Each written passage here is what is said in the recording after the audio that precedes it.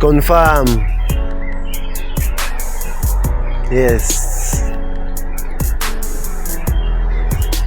Hey, Mshiti, unakimbia nini ndugu yangu? Unakimbia ukienda wapi? Evanzo, si nilikuwa nimekuambia bwana. Ulikuwa umeniambia nini? Hata hujabadilisha, bado uko tu na kinyasa bwana. Kwani nibadilishe tunaenda wapi? Nilikwambia tu unipeleke kwa matanga bwana, kwa mazishi bwana.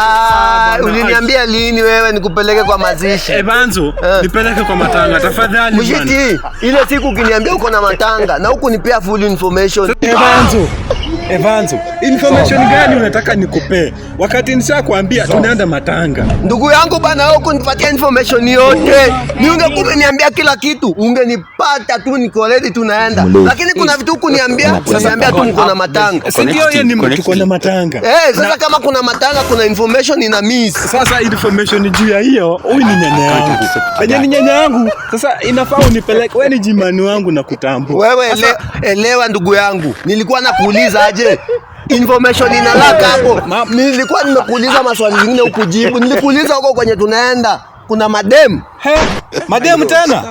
Sinakuuliza kama kuna mademu wenye wako na nyashi huko kwenye tunaenda huko matanga Western huko. Bwana mimi sihusiki na mademu. Hii ni matanga. Mimi nakuuliza kama kuna mademu bana. Mimi sikuulizi kama ni matanga. Sinajua ni matanga. Kuna mademu. Na sasa kwa matanga, si unanipeleka kwa matanga?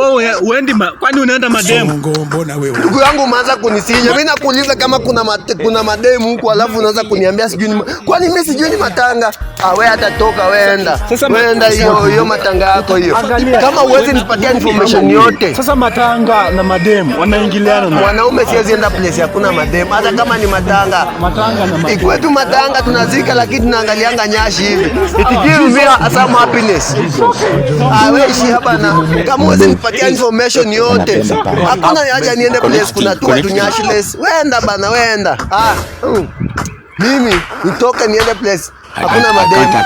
Acha ikae.